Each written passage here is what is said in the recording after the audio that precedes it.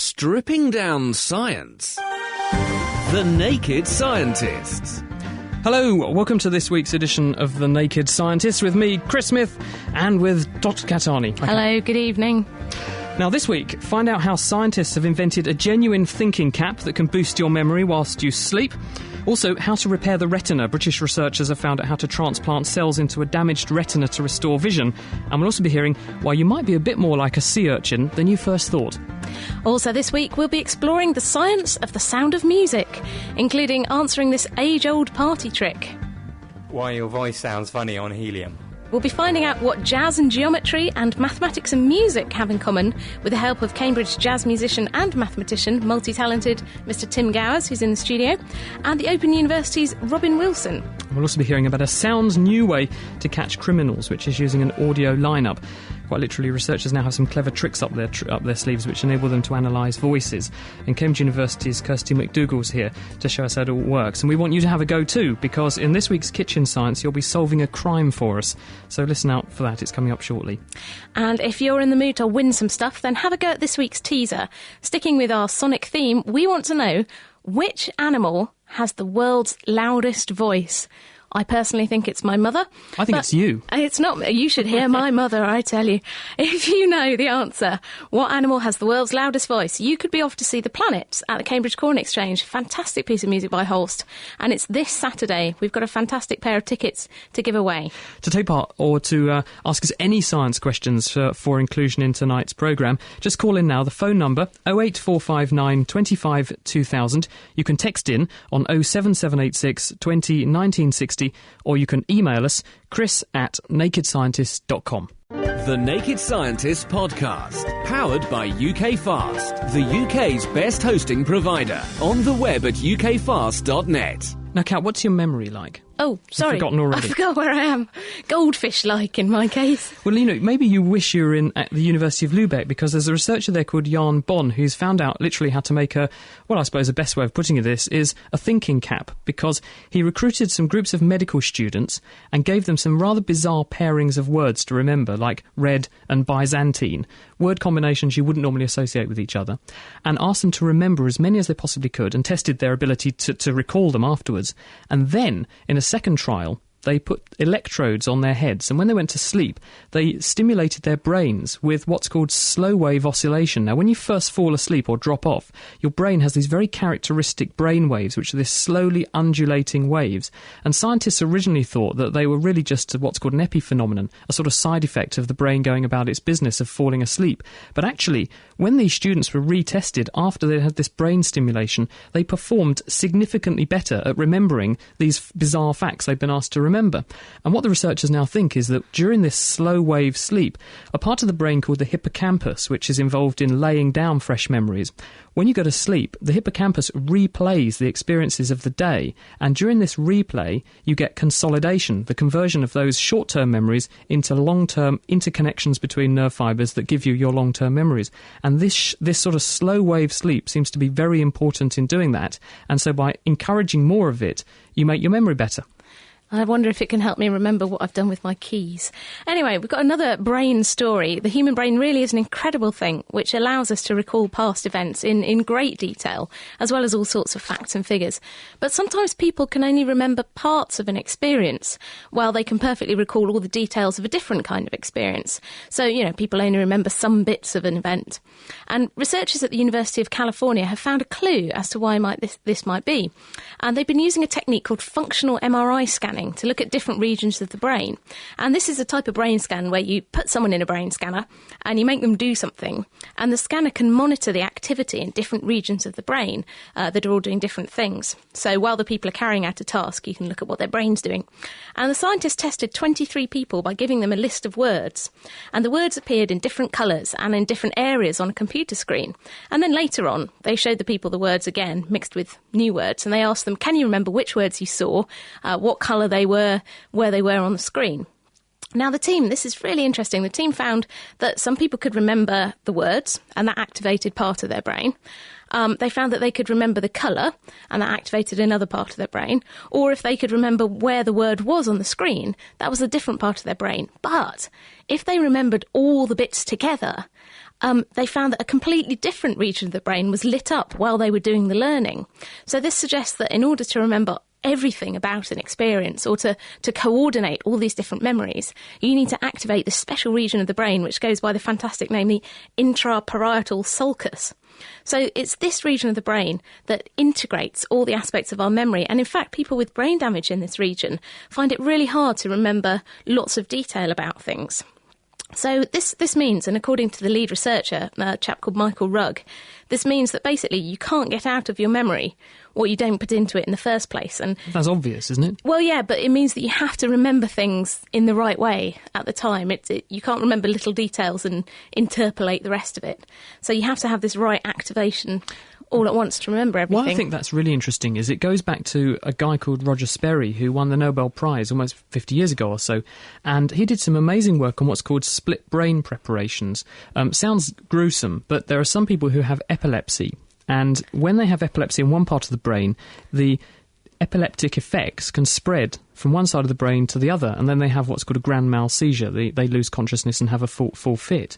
And before we had very good drugs for epilepsy, some people had to be treated by surgery to try and get rid of the problem. And what they would do is to cut the connection between the right side of the brain and the left side of the brain. And he was lucky enough to have access to the patients who'd had this done, and they were willing to help him in his studies. And he set up an experiment where you could show people on a screen which their right side of their brain could see, because the left eye, everything on the right side of your body is seen by the left side of your brain, I've seen vice this versa. done, yeah. If you put a picture on the right side of the brain, say it was a cup, that went to the left brain. Now, the left side of your brain has language in it, and so the people were able to say, I know what that is, it's a cup.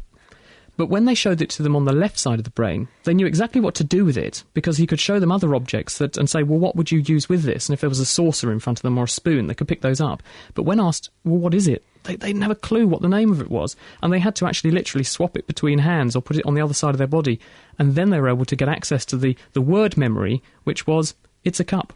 So it just goes to show how distributed your memory is through different bits of the brain. It's fascinating. We were talking about this on last week's show, if you want to go and dig out the podcast and have a look at that as well.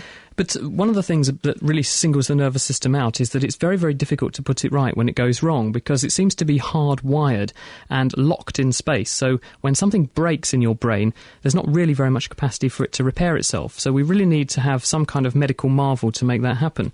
And I think this week a very big step forward happened in this direction, because a group of scientists at University College London, led by Jane Sowden and Rachel Pearson, have done just that, because what they were able to do is to repair the retina. And the retina is actually part of the central nervous system. It's part of the brain. And what they did was to add to the retina stem cells, or early precursor cells that can turn into other forms of cells, into animals, not just healthy animals, but animals that had been genetically programmed to develop a disease very similar to a number of sight loss disorders that you see in humans. And these include things like macular degeneration. And what the critical breakthrough they made is that if you collect cells from a donor animal at just the right age when those cells are developing, one day after the animal has just literally been born, then those cells are just at the right stage of development to follow guidance signals inside the eye that tell those cells how to migrate into the right part of the retina and then turn into photoreceptors, the cells that take light and turn it into electrical signals the brain can understand, and then wire themselves back in so you can restore vision. And what they found was that mice in which they'd done this procedure went from being blind to having what's called a pupillary light reflex. When you shine a light in the eye, the pupil got smaller, indicating that they seem to be able to see, and electrical testing of the retina showed that they were indeed seeing again. So the question now is that it's not actually, are we able to repair the retina? It looks like we can. The question is now, can we get some cells that can do this? Because if we can, we should be able to put right people who've got retinal problems and give them their sight back. I'm really looking forward to that kind of research working, because macular degeneration is something that happens as we get older, and sort of seeing my granddad going through it, I really hope there's some way to fix it in the future. But anyway, right now, you might not be feeling much like a Californian purple sea urchin, but let me tell you, you're actually more like one than you might think. And that's according to latest results from Baylor College of Medicine in Houston. Now, researchers there have been trying to decode all the 814 million letters of DNA that are found in a sea urchin's genome. And the reason for this is that sea urchins are actually very interesting. You may not think so. They have 23,000 genes in them, and they actually are thought to share a common ancestor with humans. Now, I don't mean like your granny, but a sea creature that lived around 540 million years ago. And this ancestor, part of, a group of these creatures evolved to be sea urchins that we have now, and another group evolved to be a group of animals called deuterostomes, and this includes humans and all other vertebrates, like creatures with backbones like us and frogs and all sorts of things. Not spineless humans, maybe. The sea urchins are really interesting because they live a very long time, and researchers in Nova Scotia were making some measurements on sea urchins and working out how fast they grow, and they're really like humans in the way that you say, because they grow very, very fast during their adolescence, and then they kind of get miserable because they're adolescent and slow down their growth. They probably paint themselves black as well, who knows, but then they really slow down their rate of growth, and this means that because people have based their size on how fast they grew when they were little, they didn't think they were very old. But when they actually monitored older sea urchins and watched how fast they grew, some of them are 200 years old. Well, it's interesting because sea urchins, their genes are actually very similar to humans. We share most of our gene families with sea urchins, though we have slightly more genes in each family. Is that why you've got a prickly personality? Exactly, poisonous. But the really intriguing thing is that sea urchins have these genes that make sensory proteins. These are important for vision and hearing. And these proteins in humans are important for vision and hearing. But here's the rub. Sea urchins don't have any eyes or ears. They have all their sensory organs in this kind of tube-like appendage called a tube foot. So basically, this sea urchin has all the precursors of our sensory system, and we've evolved through time. So it shows that basically all the creatures on Earth are using very similar genes and proteins. It's a bit of a down-hill life, isn't it? It's The Naked Scientist, Dr. Chris and Dr. Kat, and we are taking your questions. If you have anything science you want to ask us, chris@nakedscientist.com. Another reason for getting in touch is to have a go at our teaser, Kat. We want to know this week, the teaser is, what animal has the world's loudest voice? Stripping down science. Okay, let's do it. The Naked Scientists. Time now for kitchen science, and it's going to be a little bit different because rather than rummaging around in your kitchen, you need to do a bit of armchair science this week. You're going to have to use your ears and do some detective work for us. Now, I want you to have a really, really good listen to this. But I didn't mention you at all. They kept on pushing for your name, and I said no almost every term. I almost slipped up when I was talking about driving home in the car, and apparently they've got a photo of both of us in the car.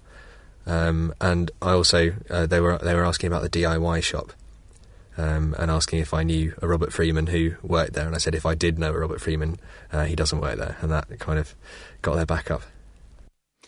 OK, now I hope you were listening to that very carefully, because that was the voice of a man who's been making some threatening phone calls. Thankfully, the police have managed to find a number of potential suspects, and they've taken them in for questioning. And after recording the interviews, they've created this audio lineup. So in other words, voices of all the 6 subjects have been lined up one after the other.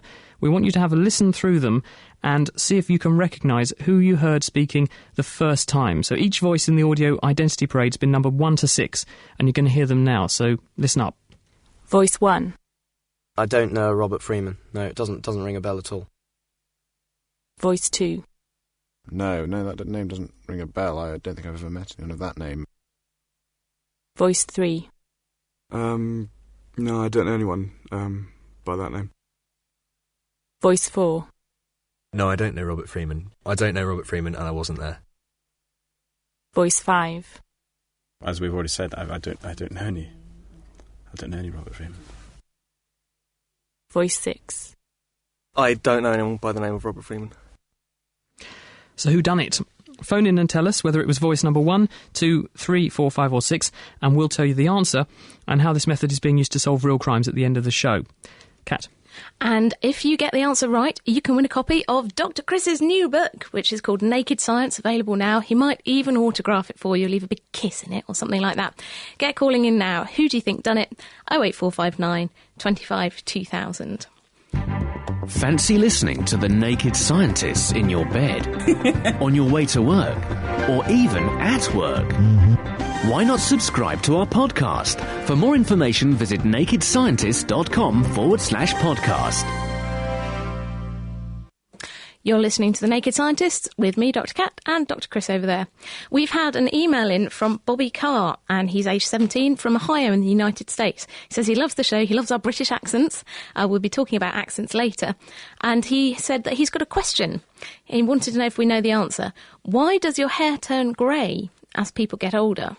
Now, I think this is because your hair is coloured by pigments that are in your hair, including things like melanin. And as you get older, your cells just get a bit rubbish at making it. And so, in fact, it's not grey hair necessarily, it's just losing all its pigment. So this is why you end up with completely white hair, and grey hair is just a hair colour on the way towards that. What do you think, Chris? Yeah, absolutely. Hair is made of keratin. That's the same stuff, actually, that fingernails are made from. That's why the end of your fingernails, the bits you clip off, are white. It's keratin, which is a protein, and on your head you have hair follicles, which are specialised for making keratin, and you have a population of cells, which, as Kat says, are melanocytes, the same cells that give you a suntan.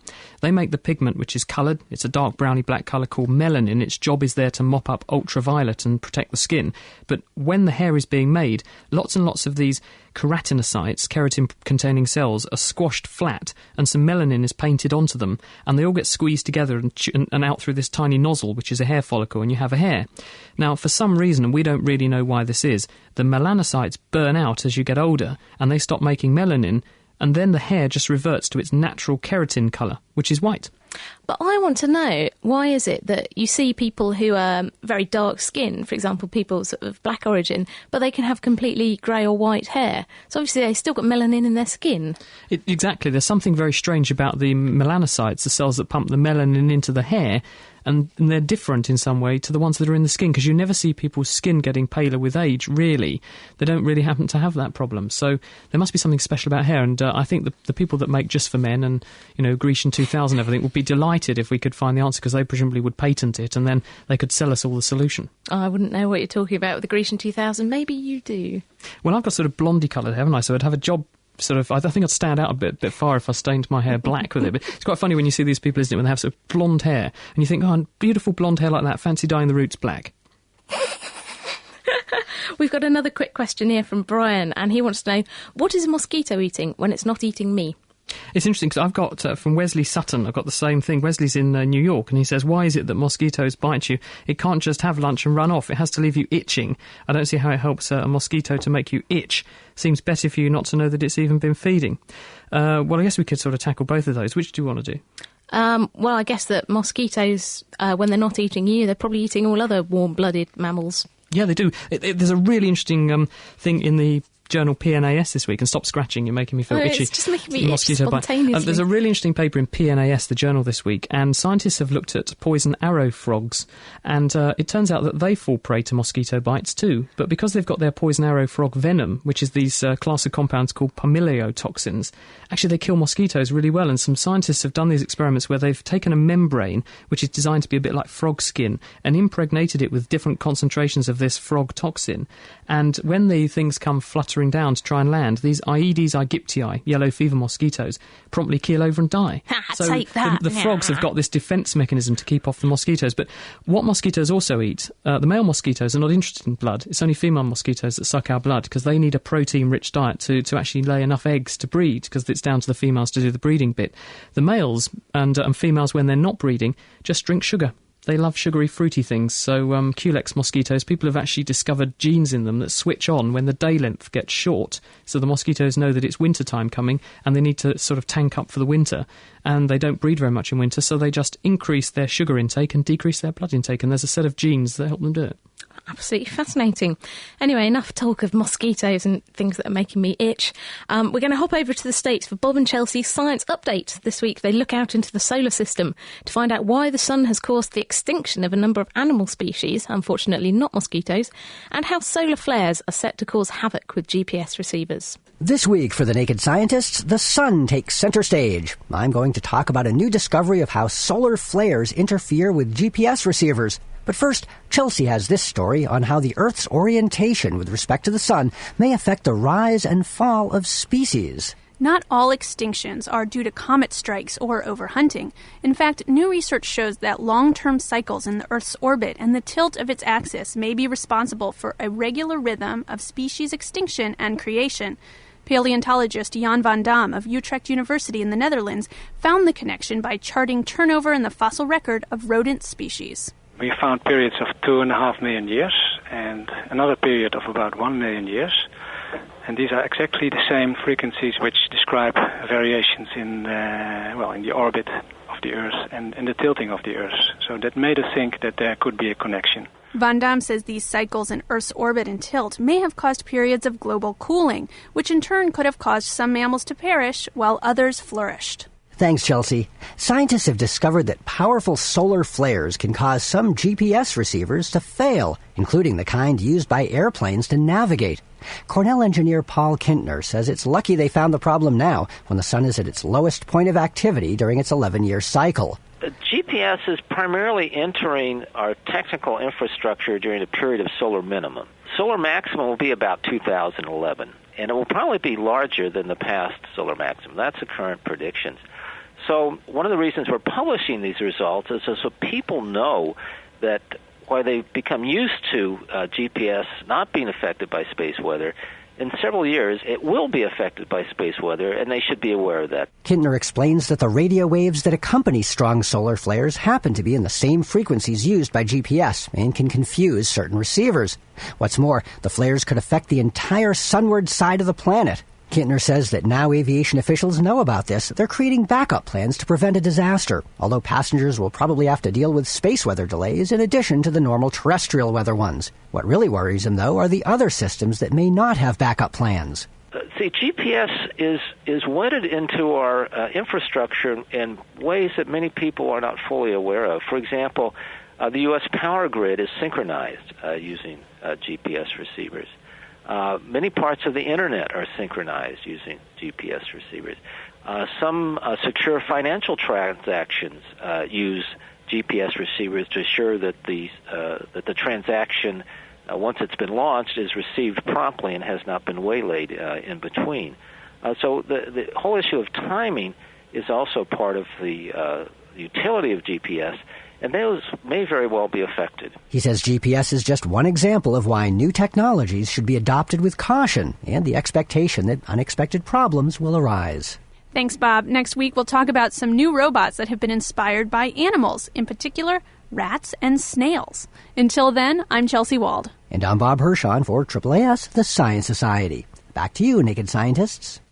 Well, and as they found out, and every good comedian knows, timing is everything.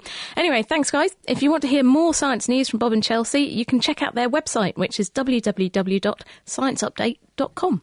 And if you're in the mood to win some stuff with me and Dr. Cat here on The Naked Scientist this week, all you have to do is have a go at our simple teaser. And we want to know, what animal has the loudest voice? Laying the facts bare, The Naked Scientists. And you're listening to The Naked Scientists with me, Dr. Cat, and with Dr. Chris. We've had some answers in our teaser. John in Peterborough, he's on the right lines. Tom in Stowmarket, he says a howler monkey. Not quite right. David in Milton says a bullfrog. Nope, I'm afraid you're wrong. What is the animal with the loudest voice? Get calling in. We've also had some answers on our audio lineup. Here we have Maggie in Galston. Yeah, she's definitely along the right lines. Brenda in Poynland. I'm afraid you're wrong. Bad luck. Condemn the wrong person. In fact, Kirsty McDougall will be in the studio to tell us about this audio lineup and how researchers are doing it forensically. In other words, analysing voices to pinpoint and finger criminals. She'll be telling us how that works later on. But keep your calls coming in if you have any questions about the science of sound. The phone number 08459 25 2000. Email chris@nakedscientist.com, or you can text in on 07786 20 1960. And now it's time to talk to Tim Gowers from the University of Cambridge. Now, it's really great of you to join us. Hello. Hello. And we want to find out about the sort of the maths of music, because it's always said that music and maths are very interlinked. So I heard a great quote that the joy of people listening to music is just the joy of humans counting. That was a great quote. But can you tell us a little bit about the basics of music? So what's a scale, what are notes, and how do they fit together to make things that sound good? Well, a scale is basically any sequence of notes that goes up in smallish steps. A very, very simple scale, which I'll just play as a major scale, which goes like this. And then there's also a minor scale. This is called the harmonic minor. So what's like the different? scale according to Les Dawson. What's different about that scale? Well, for some reason that's not very easy to explain, the minor scale sounds sort of sad and the major scale sounds happier. If I play a chord based on the major scale, that sort of makes you happy for reasons that I can't begin to try to explain. But it's just a fact. And then that one sounds sadder. So you have this sort of link between the kinds of intervals you use. This is called a major third, and this is a minor third.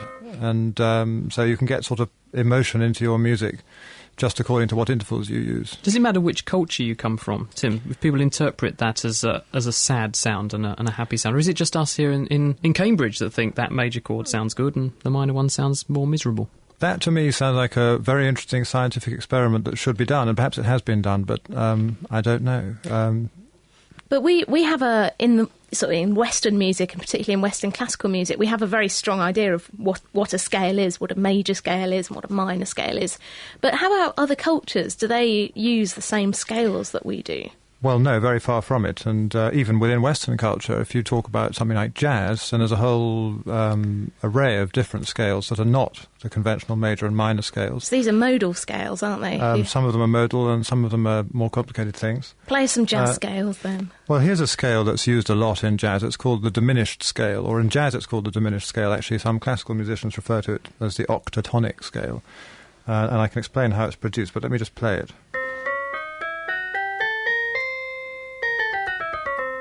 That sounds really weird. Well, it has a very characteristic sort of sound. And the way you get it is extremely simple. You just go up first by a semitone. That's the smallest interval that there is. That's that interval. So you go up by a semitone. And then you go up by a tone.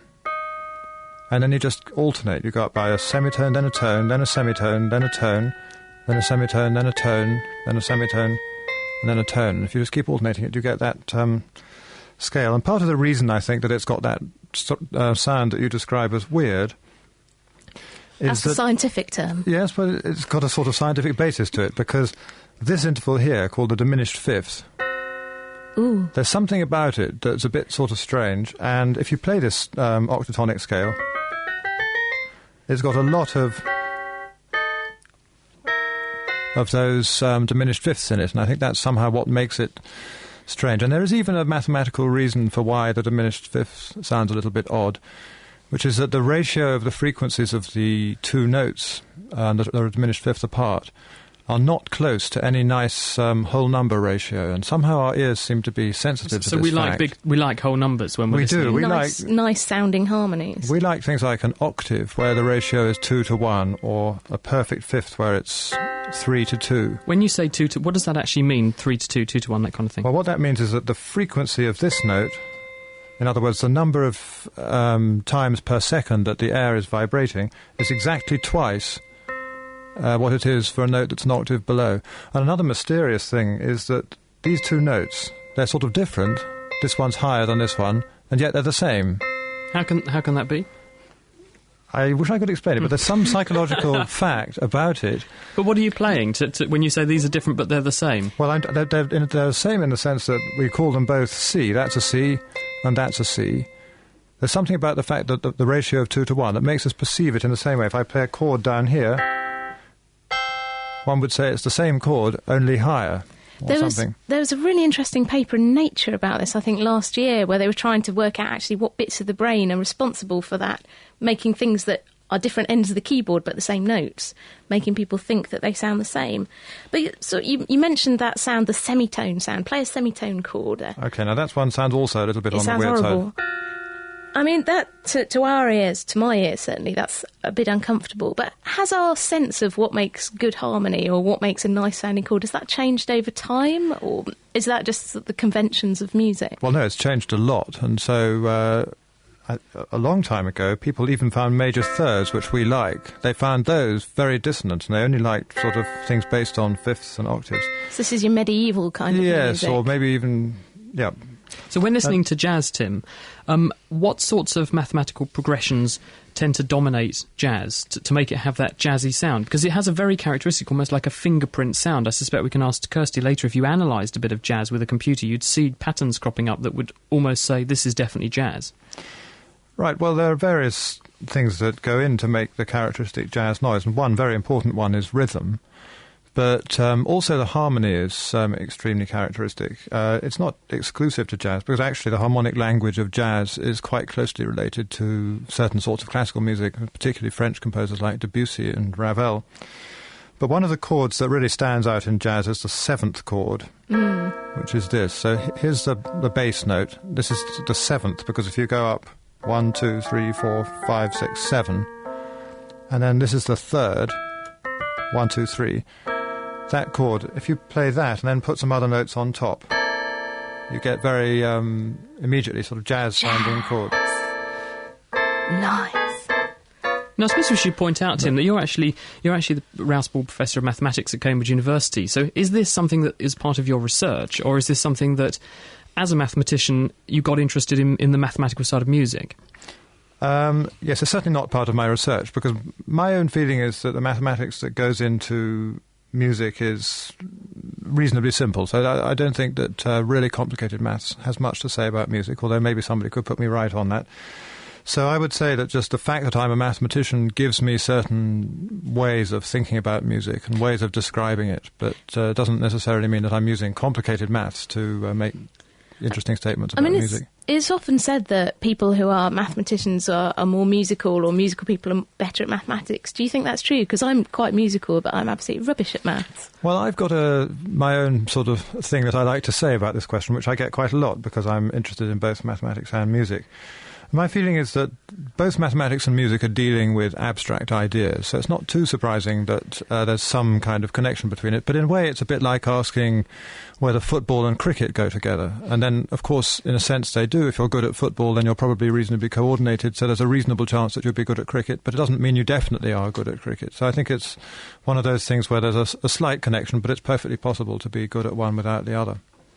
It's Tim Gowers from the Mathematics Department. He's Rouse Ball Professor of Mathematics at Cambridge University and also an accomplished jazz musician. Can you give us a quick flourish just before we move on? Gosh.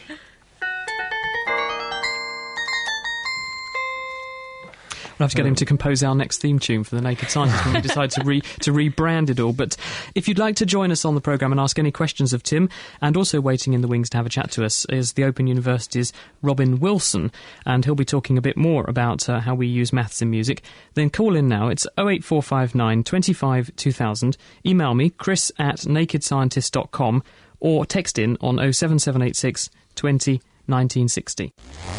Stripping down science. Okay, let's do it. The Naked Scientists. Now, if you cast your mind back to the beginning of the programme, we said that we were going to have an audio lineup. Someone had committed a heinous crime, and we wanted you, from a lineup of possible criminal suspects, to pick out the person's voice. Now, here's a reminder, just in case you missed it at the beginning. Remember, up for grabs is that trip down to the Corn Exchange to see the Planet Suite. We've got tickets for that. They're worth a lot of money, actually. Here's the perpetrator. See if you can recognise this first. Tune into this one. But I didn't mention you at all. They kept on pushing for your name, and I said no almost every term. Now, can you recognise who that was from this lineup of 6 suspects? If you can pull them out of the hat, then give us a ring on 08459 25 2000, and you could be in the hat to win those prizes. Here it is. Voice 1. I don't know Robert Freeman. No, it doesn't ring a bell at all. Voice 2. No, that name doesn't ring a bell. I don't think I've ever met anyone of that name. Voice 3. No, I don't know anyone by that name.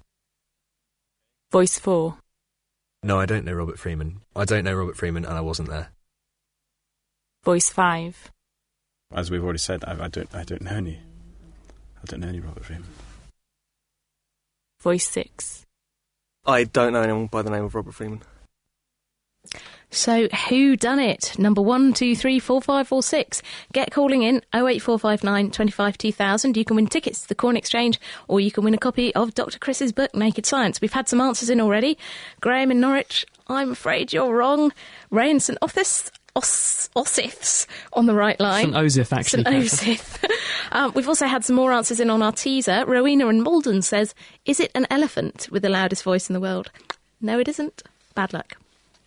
Dr. Chris and Dr. Kat, and we're talking about the science of music, and we're also finding out about how maths and music can get together as not so unlikely bedfellows, as we just heard from Tim Gowers at Cambridge University. Robin Wilson is Professor of Pure Mathematics at the Open University. Hello, Robin.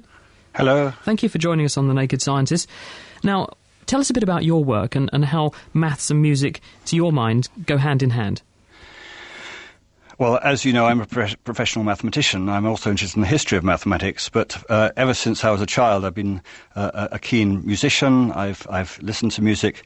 I'm actually a recorder player, and I'm a singer. I sing everything from Monteverdi to Mantovani, and music has been very much part of my life. As I say, I enjoy singing a lot.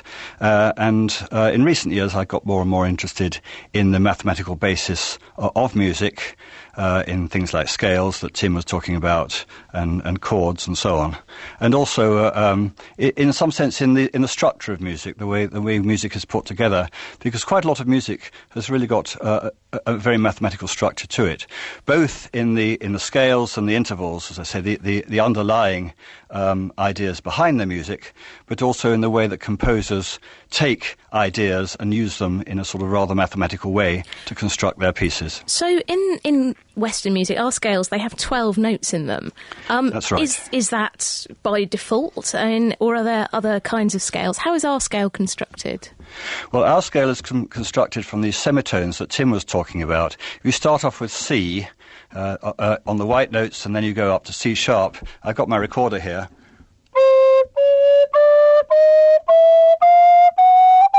And so on, you go right up to the top C, which has the frequency of twice the lower one, as Tim was saying. There are 12 notes, C, C sharp, D, D sharp, and so on, up to B and C. So the 12 notes in the octave, and that's what we are used to when we listen to Western music. But there are other cultures around the world that use different numbers of notes. For example, if you listen to a Balinese gamelan orchestra, that's based on a scale with 7 notes in it. Quite a lot of Eastern scales have got 7. Some Chinese scales have got no fewer than 53 notes in the octave. And one very interesting one is the number 31, because there are actually some keyboards with 31 notes in the octave.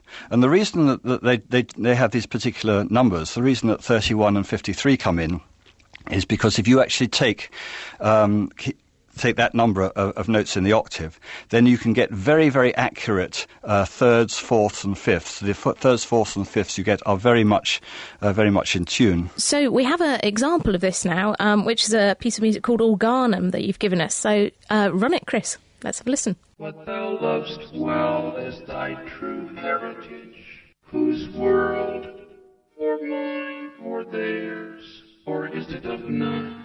That's a piece of music based on a 31-note scale, so there's 31 notes in the octave. But returning now to Western music, how long have we really worked out the 12 notes that we use now?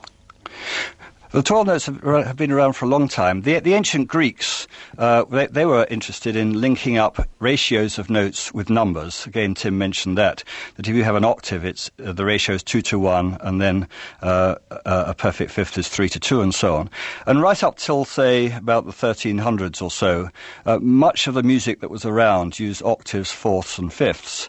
If you listen to some church music, you'll hear a lot of those octaves, fourths, and fifths. But then, as music progressed, as the years went on, other intervals came in, like thirds and sixths and so on, and it turned out to be quite possible to play music in one key. But if you tried to play music in another key using those same ratios, that things sounded very much out of tune. And this is why they had to bring in what they call an equal tempered scale, which is what our pianos are tuned on now. So you can actually play in any key you like. I remember learning about Bach's well-tempered clavier, isn't that? Because that's when they'd finally worked out how to tune pianos or keyboard instruments. It was certainly around that time that there were lots of tunings going on. It's still somewhat controversial as to whether Bach used the equal tempered system or whether he used other tunings for his writings. But the idea of the well-tempered clavier was actually to play pieces in all all 24 keys, major and minor. Brilliant, absolutely fascinating. Thanks very much for that, Robin. Cheers. Now, it is The Naked Scientists with Dr. Chris and Dr. Kat, and we're talking about the science of sound. And in a second, we'll be talking to Cambridge University's Kirsty McDougall, who has brought us in this audio lineup we asked you to listen to. Did you catch the crook? Well, we'll be finding out shortly. But if you want to win some stuff this evening, I've got a copy of my book, which is Naked Science, which is very much based around the same structure as The Naked Scientist, same sort of funky, quirky science stories. It's in all the bookshops, but I'm going to give you a signed copy if you can win this evening. Also, we've got tickets, courtesy of the Cambridge Music Festival, which has been on this week, to go and see at the Corn Exchange The Planets. And a simple teaser for you to get your head around: what animal has the loudest voice?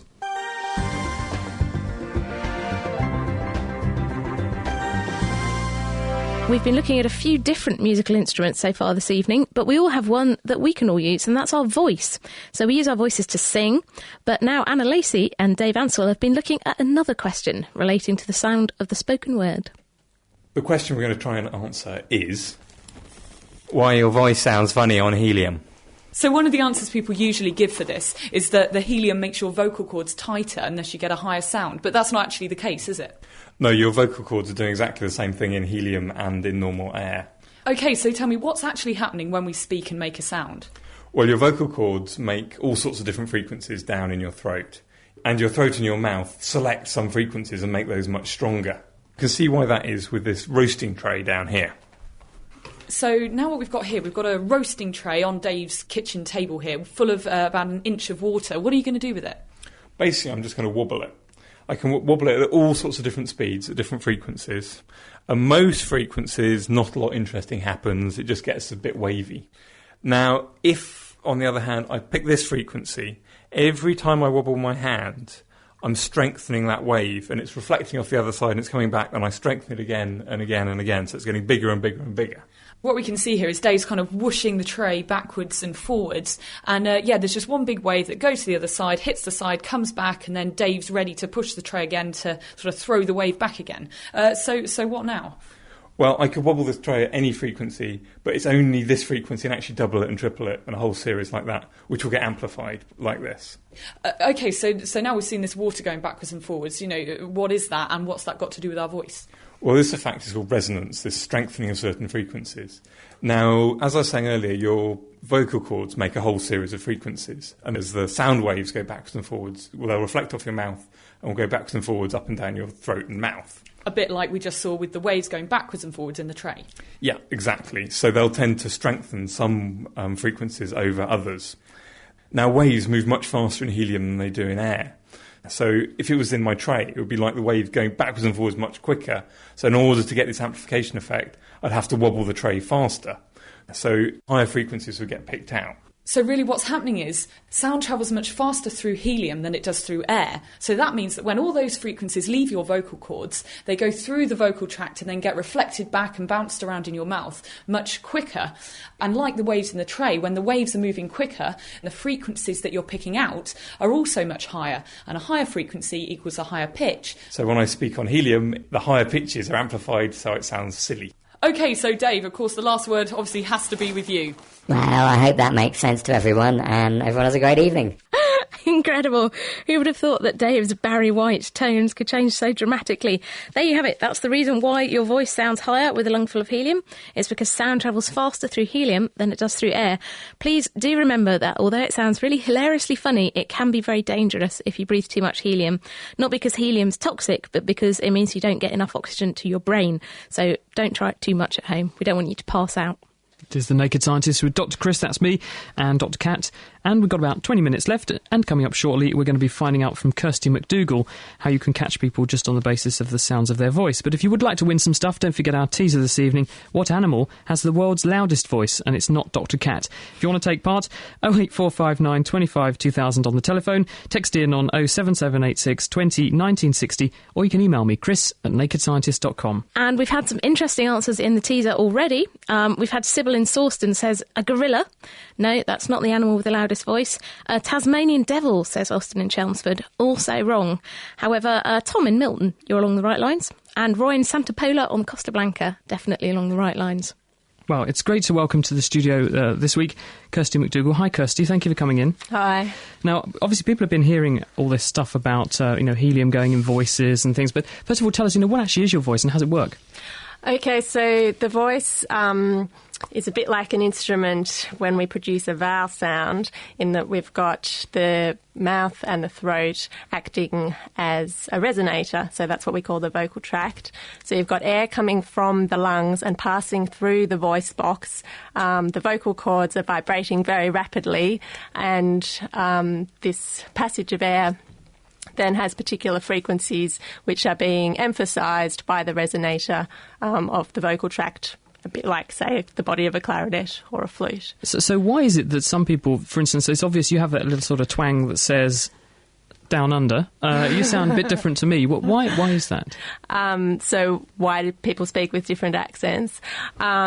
Different language communities or speech communities have agreed different targets for the sounds of their language and the way they're going to realise them. So, for example, comparing my Australian accent with your British accent, the vowel in the word park, P-A-R-K, how do you say it? Park. Park. Whereas for me, it's park, which is produced with the jaw a bit higher and the tongue a bit higher, and also more nasalisation. So for you, you've got your mouth. So it's all learned, isn't it? It's all learned. It's agreed by the community, and you learn your accent as a child.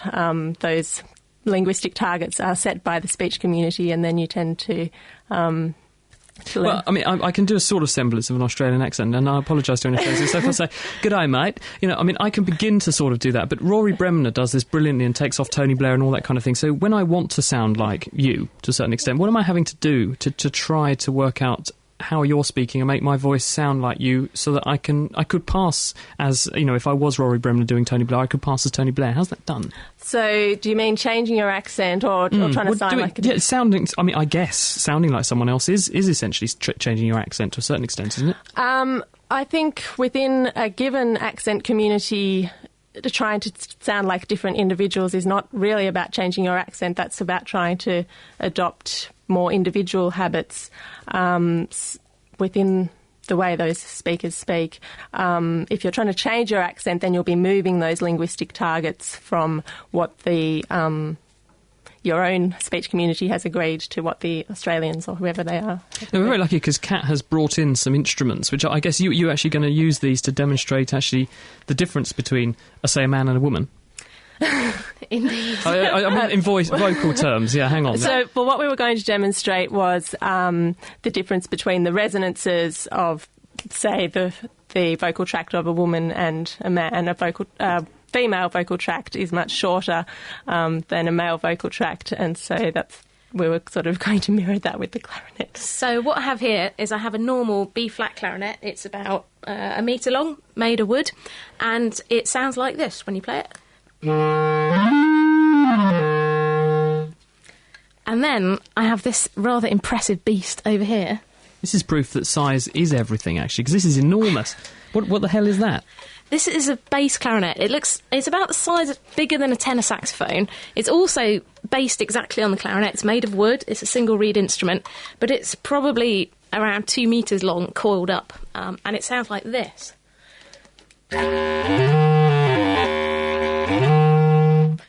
So it's exactly the same sort of timbre of sound. The two sounds are very similar. So play the little one again. But I like the big one. The big one, it's a great instrument, but it sounds much, much deeper because, the instrument's just much bigger. It actually needs more air to put through it when I'm playing it. So, Kirsty, is that a good analogue for what's going on in a man's voice box versus a lady's one? Well, it is in the sense that the female vocal tract is shorter than the male one, but the different sounds that we produce, particularly vowel sounds, in human speech involve adjusting the shape of the resonator by moving your tongue and jaw and lips. We're not changing the length of the vocal tract. So does this mean that some people who are really good singers and sound really nice, they're like a single malt whiskey, they can sound great on their own, is it because they have got the perfect sort of head anatomy to give them the nicest resonances and the nicest the nicest setup. It's to do with the anatomy, but also the control that they've learnt to develop. Thank you. That's Kirsty McDougall from the Linguistics Department at Cambridge University, and in a few seconds we'll be finding out who was the culprit in our audio lineup. Stripping down science. Okay, let's do it. The Naked Scientists. It is The Naked Scientists, Chris and Kat, and we've been talking this week about the science of sound and music. We found out why helium makes your voice go squeaky, and we've also found out about the science of, and the mathematics of music and scales and that kind of thing. But also, we want you to have a go at our quiz, which is what animal has the loudest voice? It's not Dr. Kat Arney. If you think you know the answer, you've got a few minutes left to come in. 08459 25 2000, text 07786 20 1960, or you can email chris@nakedscientist.com. Chrissy in the Costa del Sol thinks it's a hyena. No, it isn't. Bad luck. We've had a quick email in here from Nicola Upson, who says that she's loving the music and maths show. And she says that, can we mention that both Robin and Tim are taking part in the Cambridge Music Festival that's got loads of events on this week, and you can find out more at www.cammusic.co.uk.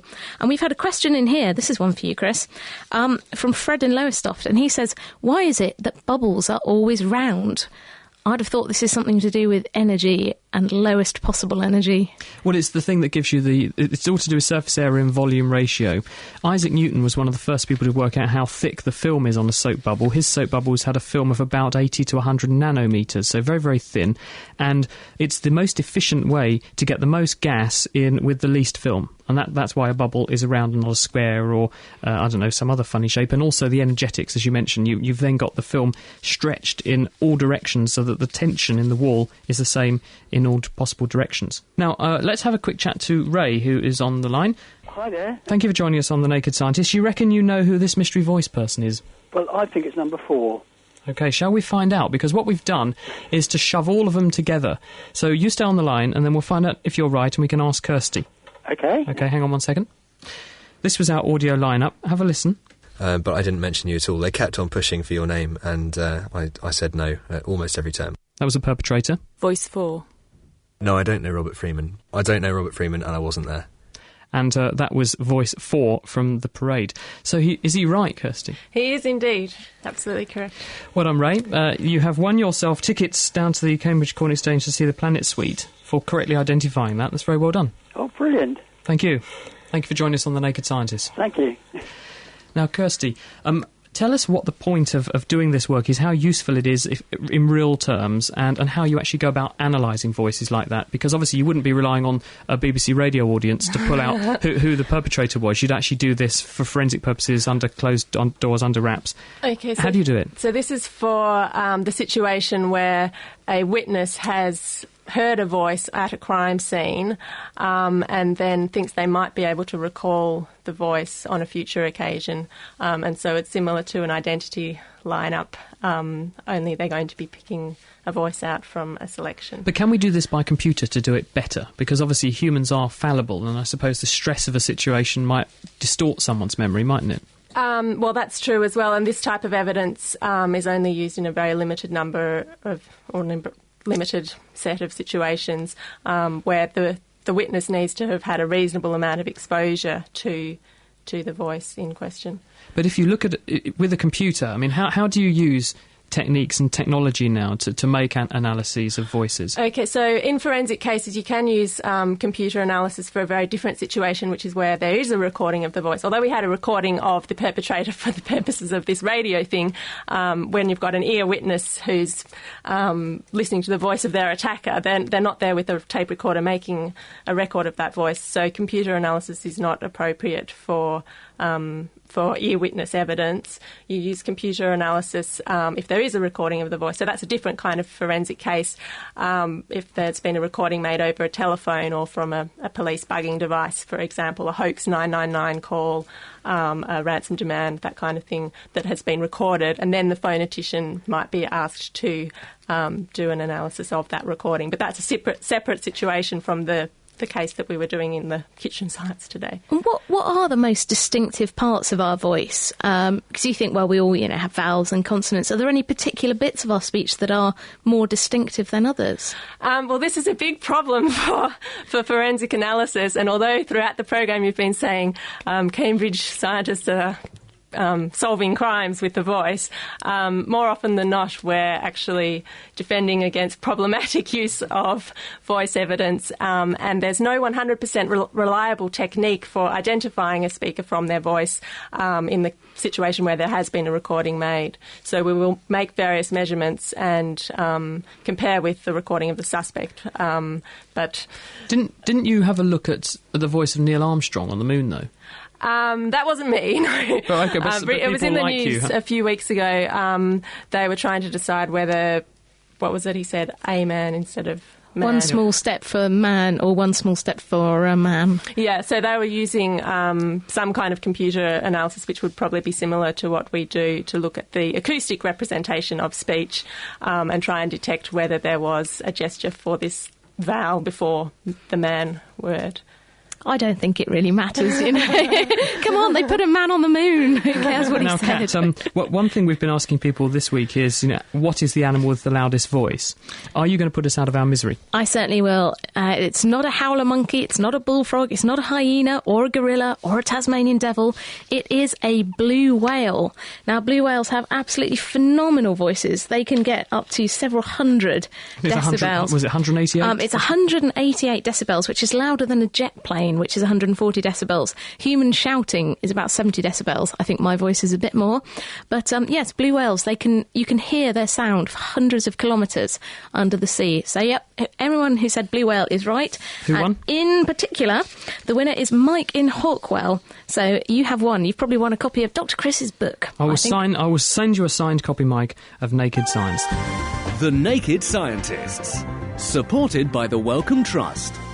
That's it for this week, and many thanks to our guests Tim Gowers, Robin Wilson and Kirsty McDougall, and also our fabulous production team, Petro Minch and Anna Lacey.